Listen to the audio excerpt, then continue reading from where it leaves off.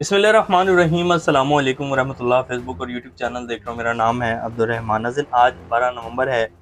इस वीडियो में जी आईएमएफ के हवाले से कुछ सूरत हाल आपके सामने रखेंगे। आईएमएफ का जो वक्त है वो पाकिस्तान पहुँच चुका है और उसके साथ मुज़ाकरात जारी हैं। आईएमएफ ने क्या मुतालबा पाकिस्तान की गवर्नमेंट से किया है वो तफसीलात आपके सामने रखेंगे। स्मोक के हवाले से जी पाकिस्तान के जो बड़े शहर हैं उनमें जो एयर क्वालिटी इंडेक्स है वो किस हद तक ख़तरनाक जो है वो सूरत हाल में जा चुका है, और इंटरनेशनल जो कुछ कंट्रीज़ हैं वो पाकिस्तान की सूरत हाल को किस तरह देख रहे हैं।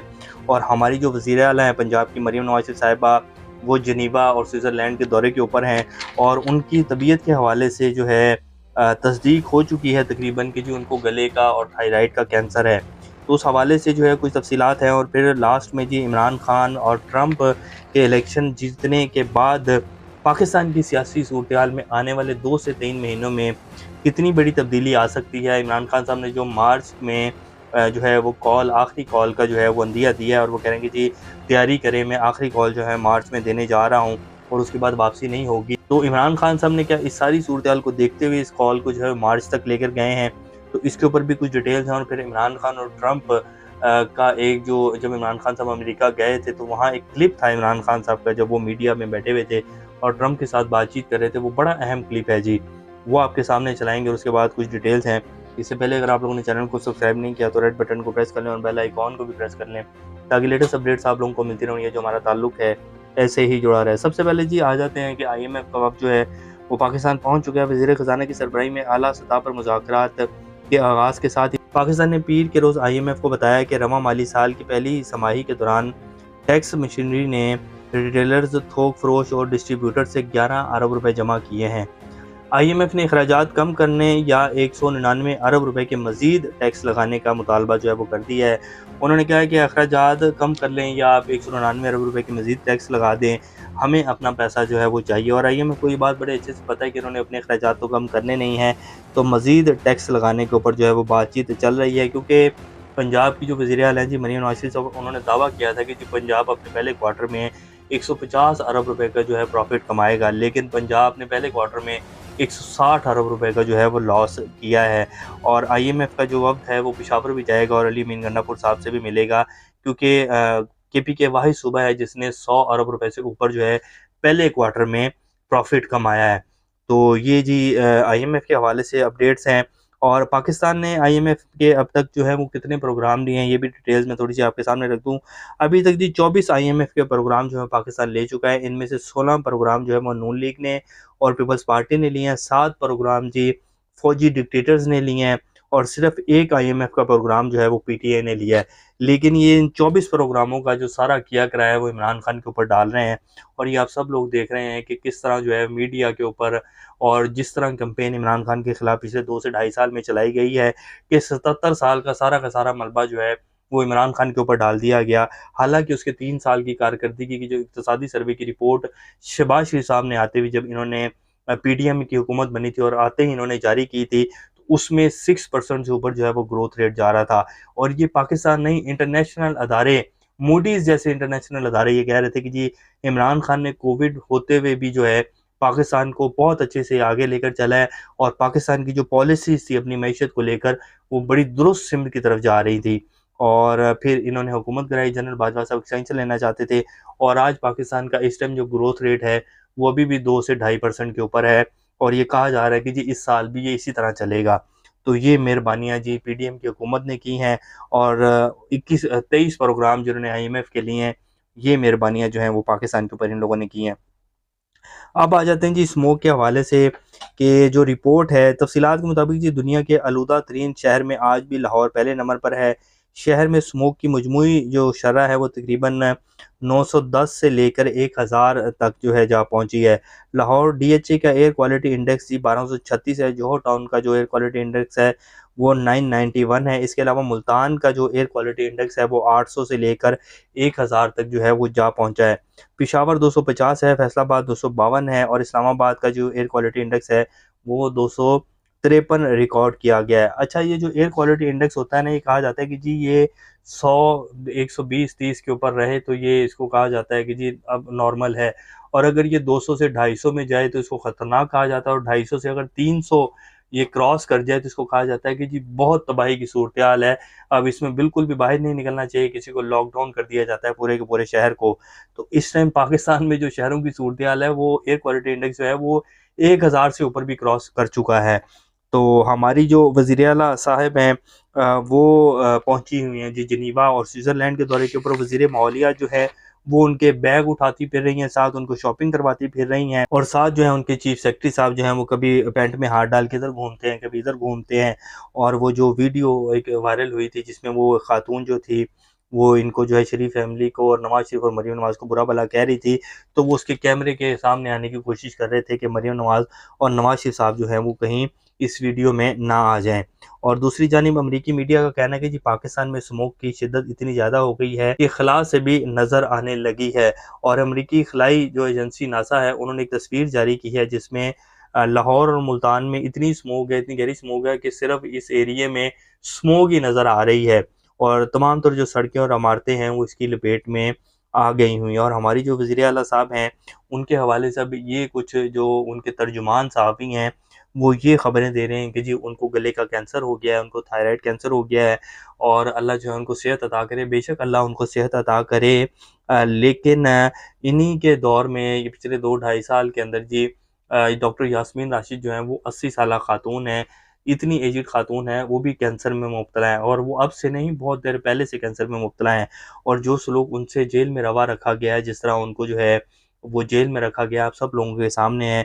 फिर जो है और इस तरह के बहुत सारे वाक़यात हैं जी। उमर सरफराज सीमा को आप देखें कि जो उनकी तस्वीर आती हैं सोशल मीडिया के ऊपर, जब उनको अदालत में पेश किया जाता है तो उनकी जो हालत है, फिर पिछले 2 से ढाई साल में जो पाकिस्तान में हुआ है जी, इबाद फ़ारूक का जो बेटा 7 से 8 साल का बच्चा था, उसके वालिद को जब उठा के लेके गया तो उसको शॉक लगा, और वो बच्चा बिलक-बिलक कर जो है अपने बाबा को याद करता रहा, और आखिर वो अल्लाह को प्यारा हो गया, और अपने बाप की राह तकते-तकते जी। लेकिन हुकूमत को या जिन लोगों ने भी इबाद फ़ारूक को उठाया था, उनको इतना तरस नहीं आया कि वो उसको छोड़ ही दें 2-4 दिन के लिए, अपने वो बच्चे के साथ रह लें ताकि शायद उनका जो बच्चा है वो रिकवर कर जाए। लेकिन बिल्कुल भी तरस नहीं, और जब उनको उसके जनाज़े के ऊपर लाया गया तो उसकी हथकड़ियाँ तक जो है वो नहीं खोली गईं कि कहीं ये भाग ना जाए। फिर इसी तरह ज़िले शाह के साथ जो किया गया था, उसकी जो रिपोर्ट आई थी कि उसके नाज़ुक अज़ा जो हैं उनको पीसा गया था जी। इतना बुरा तशद्दुद करके जो है उसको फेंका गया, और बाद में कहा गया कि जी इसको जो है गाड़ी ने टक्कर मारी और इसका एक्सीडेंट हुआ है। फिर अरशद शरीफ का कत्ल जो हुआ, उसकी जो रिपोर्ट्स आई, उनके नाख़ून खींचे गए, पता नहीं क्या-क्या कुछ ये पिछले 2 से ढाई साल के अंदर पाकिस्तान में हुआ है। चादर चारदीवारी का तकद्दुस जिस तरह पामाल किया गया, ये जो अभी हाजी जो शेख इम्तियाज़ इस्लामाबाद के एमएनए हैं पीटीआई के, उनके घर में जिस तरह 25 से 30 लोग घुसे, इमरान रियाज के साथ जो हुआ, कितनी दास्तानें हैं जी पिछले 2 से ढाई साल में। और इस टाइम जो कुछ सहाफ़ी तर्जुमान हैं पीएमएलएन के, वो कह रहे हैं कि जी मरीम नवाज़ को गले का कैंसर हो गया है जी, बड़े दुःख की बात है, अल्लाह उनको सेहत दे और ये दे और वो दे। लेकिन जो पिछले ढाई साल में पाकिस्तानी अवाम के साथ किया गया है जी, ये ज़ुल्म पाकिस्तानी अवाम कभी नहीं भूलेगी। फिर लोग इसी तरह झोलियाँ उठा-उठा कर जी खाना काबा और मदीना मुनव्वरा में जाकर दुआएँ करते हैं इनके खिलाफ़। तो ये अल्लाह माफ़ करे, किसी को जो है वो ऐसी बीमारी में अल्लाह मुब्तला ना करे, लेकिन ये आपके किए हुए अमालों का नतीजा है जी जो आपके सामने आ रहा है। तो मैं तो यही कहूँगा, बाकी अल्लाह जो है रहम करे और अल्लाह जो है सबको अपनी हिफ्ज़-ओ-ईमान में रखे। अब आ जाते हैं कि जी जो ट्रंप और इमरान खान की जो अब रिलेशन है और उसके ऊपर जिस तरह की बातें हो रही हैं, ये एक छोटा-सा क्लिप है, ये ज़रा सुनें और उसके बाद फिर आगे बात करते हैं। There is no military solution in Afghanistan. There is no military solution because, as Mr. President says, if you go all out military, there will be millions and millions of people who would die. So there is only one solution. And I feel, and I think we will discuss this, it's the closest we have been to a peace deal. And we hope that in the coming days, we will be able to urge the Taliban to speak to the Afghan government and come to a settlement, a political solution. And what the Prime Minister, excuse me, what the Prime Minister just said is a very big story, and that's 100% true. We've made a lot of progress over the last couple of weeks, and Pakistan has helped us with that progress. But a lot of great things are happening. A lot of things are happening for the United States, and I think a lot of great things are going to be happening for Pakistan too, under your leadership. I really feel that. Thank you. Okay. जी, तो अब इमरान खान साहब के हवाले से जो इमरान खान साहब ने कहा है ट्रंप के सामने बैठकर, जिस तरह की बात इमरान खान साहब ने की है, closest we have been to a peace deal in Afghanistan and there is no military solution in Afghanistan because as Mister President says if you go all out military there will be millions of millions people who would be die. So there is only one solution, and I feel and I think we will discuss this. It is closest we have been to a peace deal, and we hope that in the coming days. तो इमरान खान साहब ने कहा है कि मैंने Trump साहब को कहा था, इनके सामने बात हुई कि अफगानिस्तान का जो सोल्यूशन है वो सिर्फ और सिर्फ पीस डील है। अगर आप मिलिट्री सोल्यूशन की तरफ जाएंगे तो मिलियन ऑफ मिलियंस पीपल जो हैं वो मजीद मरेंगे और इसका कोई जो है वो एंड नहीं होगा। तो वाहिद हल जो है वो पीस डील है। ये इमरान खान साहब की वही पॉलिसी है जब मुशर्रफ साहब ने जो है पाकिस्तान के ऊपर और हम इस जंग का हिस्सा बने जी, और पाकिस्तान को इस जंग में जो है वो मुशर्रफ साहब जो हैं वो लेकर गए। अगर उसी टाइम मुशर्रफ साहब अड़ जाते और कहते कि नहीं जी हम इस जंग का हिस्सा नहीं बनने, अगर अमेरिका चाहता है तो वो आ जाए बेशक जंग लड़े, लेकिन हम इस जंग का हिस्सा नहीं बनेंगे। लेकिन मुशर्रफ साहब ने डॉलरों के एवज इस जंग का हिस्सा बने और उसके बाद पाकिस्तान आज तक उसके जो है आफ्टर इफेक्ट्स भुगत रहा है। तो ये सिर्फ इमरान खान है जिसने अमेरिका में ट्रम्प के मुंह के ऊपर बैठ के कहा कि मैं तब भी यही कहता था जंग जो है वो इस चीज़ का हल नहीं है, वहाँ सिर्फ और सिर्फ मुज़ाकरात जो हैं वो उस अफगानिस्तान को अमन की तरफ लेकर जा सकते हैं। तो उसके ऊपर ट्रम्प कहते हैं and but the PM just is a very big story and that's are 100% true. We have made a lot of progress over the last couple of weeks and Pakistan has helped us with that progress, but a lot of great things are happening for the United States and I think a lot of great things are going to be happening for Pakistan to under your leadership. I really feel that। तो उसके बाद इमरान खान साहब कहते हैं कि thank you. तो Trump कहता है कि ये बिल्कुल ठीक कह रहे हैं और 100% ट्रू कहा है इन्होंने। और पाकिस्तान और अमेरिका ने पिछले कुछ हफ्तों के दौरान ये जो अफगानिस्तान की डील है इसमें बड़ी अच्छी पेशरफ्त हुई हैं और बहुत सारी अच्छी जो चीज़ें हैं वो अमेरिका के लिए भी होने जा रही हैं और इसी तरह बहुत सारी अच्छी चीज़ें जो हैं वो पाकिस्तान के लिए भी होंगी आपकी ग्रेट लीडरशिप के अंदर। तो ये ट्रम्प के जो हैं वो ख़यालात हैं इमरान खान के हवाले से। और पीस डील करवाने में इमरान खान साहब का, ज़ल्मे खलीलज़ाद का, अफ़गान तालिबान का और ट्रम्प का जो है वो बड़ा हाथ था। तो ट्रम्प के आने के बाद जी ये मामला दोबारा यहीं से शुरू होगा क्योंकि अफ़गानिस्तान की सूरत हाल अभी भी अमेरिका के लिए उतनी ही ज़रूरी है जितनी कि वो पीस डील ज़रूरी थी। तो ट्रम्प जो है इस खित्ते में मुस्लिम उम्मा के लीडर्स में सबसे ज़्यादा अगर किसी को रिस्पेक्ट देता है तो वो इमरान खान है। तो ये जितनी भी स्पेकुलेशन इस टाइम पाकिस्तान की मीडिया के ऊपर कुछ हुकूमती तर्जुमान जो कि जिनकी रोटी रोज़ी जो है वो इसी सारे अशराफिया की वजह से चलती है, तो वो ये कह तो रहे हैं कि जो कुछ नहीं होगा, कैसे ट्रम्प जो है मुदाखलत कर सकता है, लेकिन अंदर से उनकी जो रातों की नींदें हैं जी वो हराम हुई हुई हैं, उनको नींदें नहीं आ रही हैं और आने वाले 2 से ढाई महीने के अंदर बहुत सारी सूरत हाल जो है वो तब्दील होने जा रही है।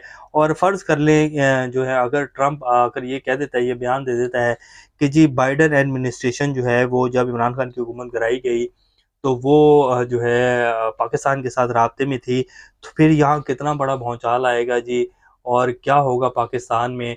फिर तो वो सारी बात सच्ची हो जाएगी कि जी अमेरिका के कहने के ऊपर जो इमरान खान की हुकूमत गिराई गई। तो सूरत हाल में बड़ी तब्दीलियाँ आने जा रही हैं आने वाले दिनों में, आप देखते जाएँ। अभी तक के लिए इतने, अपना ख्याल रखिएगा। अल्लाह हाफ़िज़।